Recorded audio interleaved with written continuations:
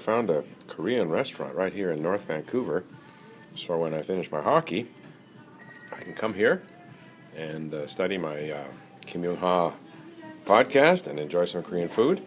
Spoke a little bit with the lady here, and maybe when she comes back, if she agrees, I'll do a little video. But now I'm going to get back to my lunch, which is actually quite delicious. So here I am, just finished lunch. Played hockey this morning.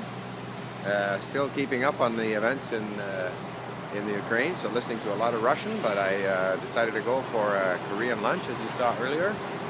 Here is the place, but the waitress didn't want to be videoed, so that was that.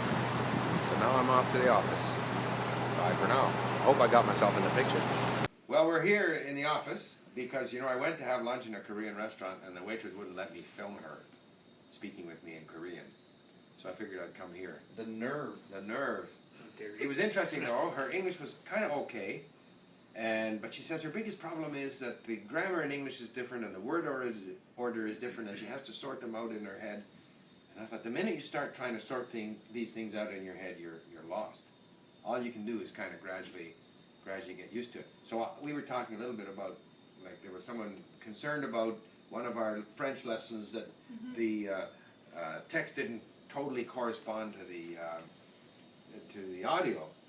And I know that to learn a language, I have to consume so many hours of audio and so many thousands of words of text, which gradually helps me get used to it. Not the rules, explanations, but that total, you know, mass immersion.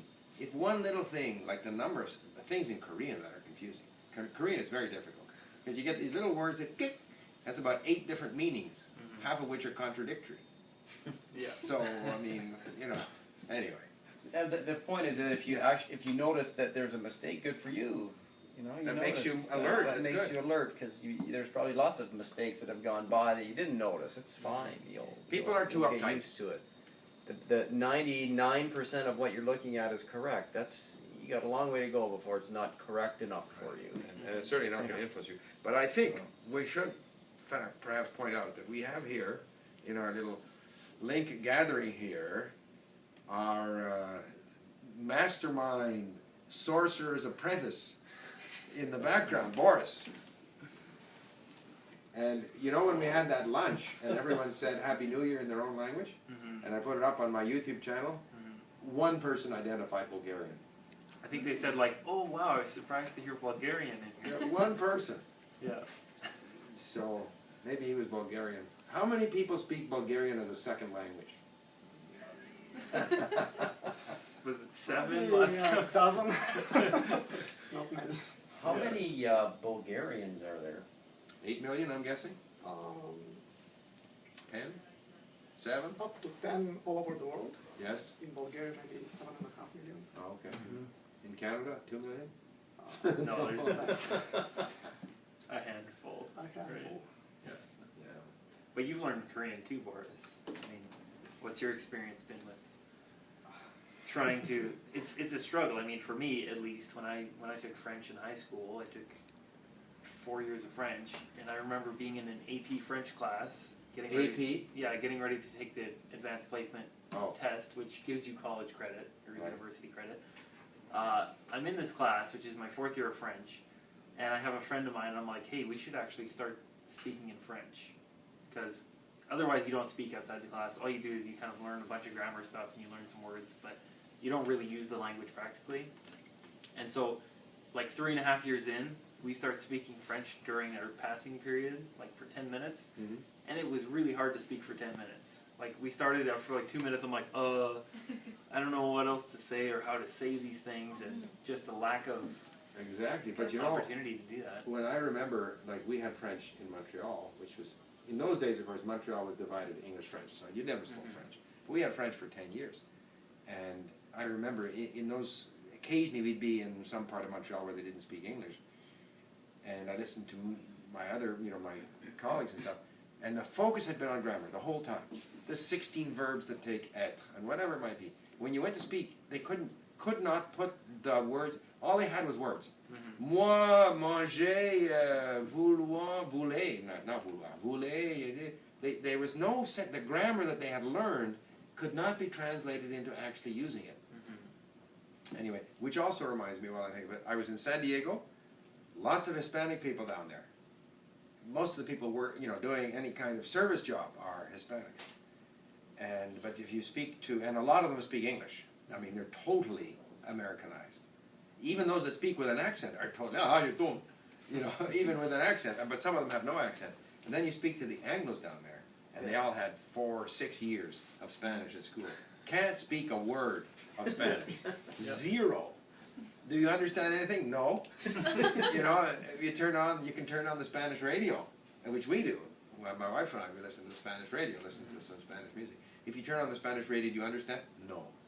That's quite amazing, actually. Yeah. Amazing.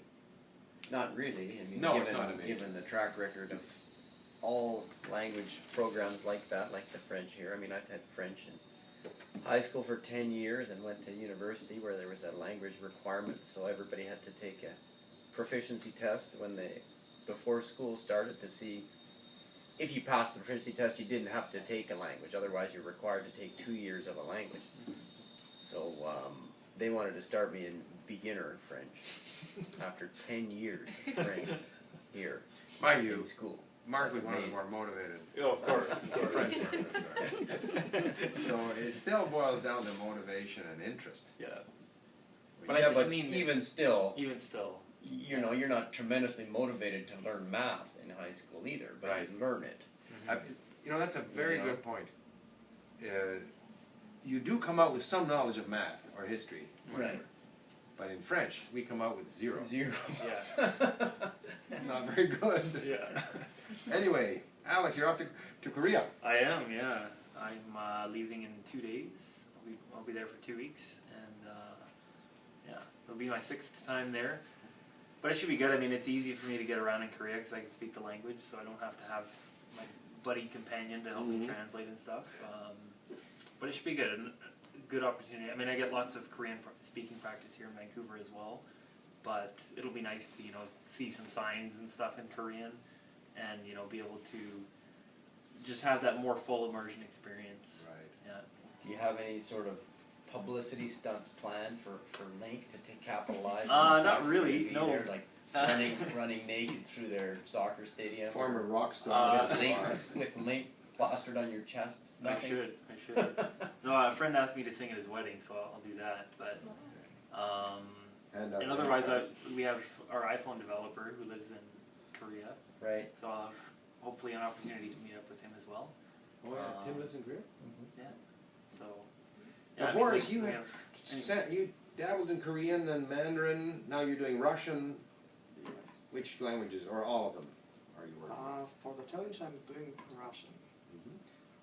But my experience with Russian is actually very similar to what you described for French in Canada.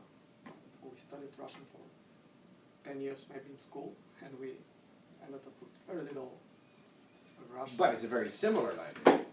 Yes, But that's still. probably I mean, English and French have similarities Yeah. too, but that's an advantage for us. At the same time, it's also a difficulty because they're so similar. You have to know really when you are saying something in Russian or when you're making something up, Yeah. and that's not easy. Right. yeah. But Galina, your French actually is quite good. The little bit that I've heard. Is that did you have French at school in No. Russia? No.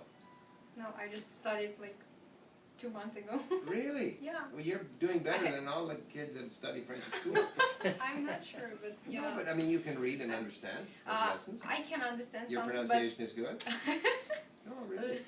yeah, this like sound is really unusual for me, Yeah. as well as English R, because in Russian it's R. Right. Yeah, so it's So which difficult R to- do you use in French? like French? Yes. Yeah. Yes. So you see. Yeah, I can. But it's too There are difficult. there yeah. is a small. I've heard a small number of Russians who have a guttural R Mhm. in Russian. Have you heard such people? No. I've heard a number. Mhm. But. I mean, it's unusual. Like it's like a small number, but they do Yeah. exist. Mhm. Maybe it's considered a Galina's speech Galina's defect. from the farm country though.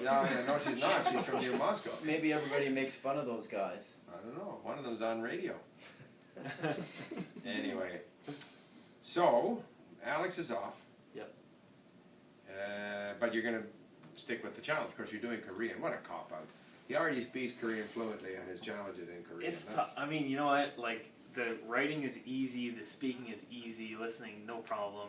The problem for me is reading, because I'm a lazy reader in Korean, and Right. because it has a different alphabet, it just ends up being so much more. Even at this stage, it just is so much more tiring to read Right, it is. than reading in English. Like English, it's just da-da-da. Korean, I'm like, oh, now I got to put my thinking cap on, really focus on this, and that's the biggest thing for me. Yeah. It's the most difficult part. So, but I will meet my targets. I must. I have to. The rest of Otherwise- us, we're all on target. We're all on target. Boris, We you don't- staying with it? We'll do one of these videos. We'll do one of these videos after the 90-day challenge ends, and if anyone is not in the video, you can assume that they did not complete successfully their 90-day challenge. Well, successfully, And have though, been let go. successfully just means staying with it. I have no idea how much better I'm going to be at the end of the period. Successfully means meeting your targets. Meeting your targets on the site. What are the targets? You'll see them on the site. You've probably already You- far I'm- exceeded them by now. Oh, So. yeah. Yeah. Okay. Well, I better run home and work on my career now. Yeah. Okay. There you have it.